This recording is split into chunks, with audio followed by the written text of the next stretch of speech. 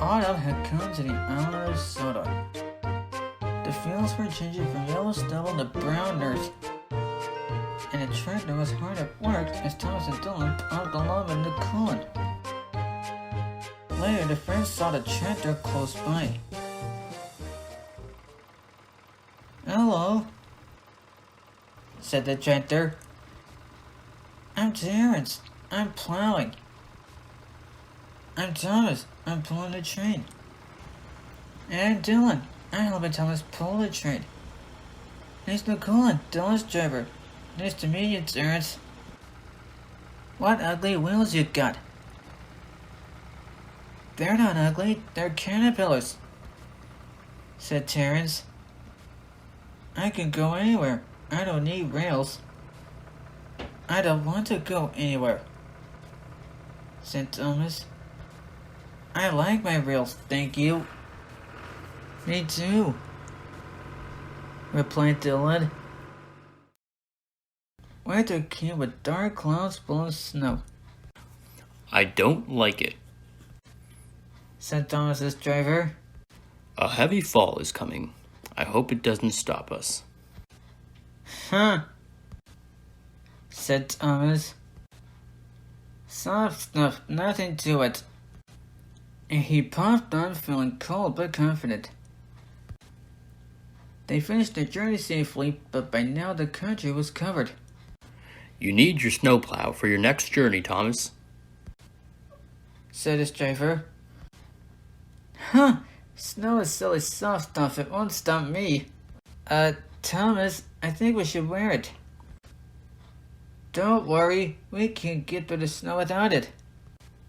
"Now, Thomas, you are wearing your snowplow, and that's final," said Nakulan. The snowplow was heavy and uncomfortable and made Thomas cross. He shook it and he banged it, and when it got back it was so damaged that the driver had to take it off. Dylan was not happy. Neither was Nakulan. "You're a very naughty engine, Thomas." Next morning, Thomas's driver and fireman came early and worked hard to mend the snowplow, but they couldn't make it fit. Thomas was pleased. "I should have to wear it. I should have to wear it." He puffed to Annie and Clarabelle, but they were rather worried. I hope it's all right. I hope it's all right," they whispered to each other as Dylan and Nakulan puffed in. "Are you sure?"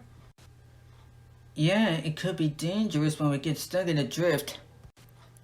"There is no danger here," said Thomas, but his driver was worried. "It's not bad here,"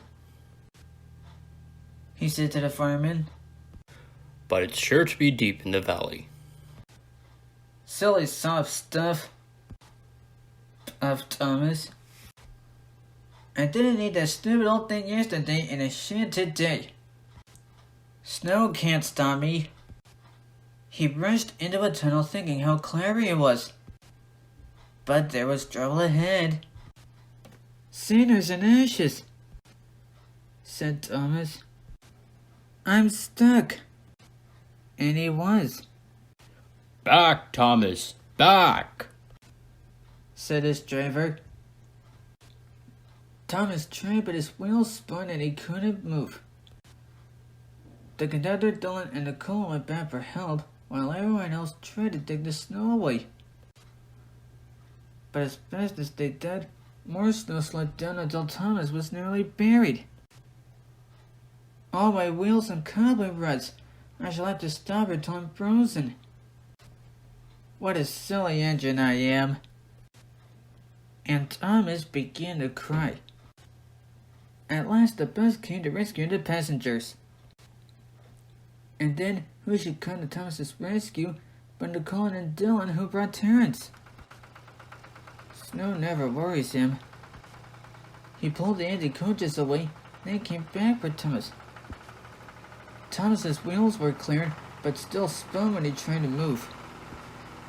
Terence tugged and slipped and tugged, and at last dragged Thomas clear of the snow, ready for the journey home with Dylan and Nakulan.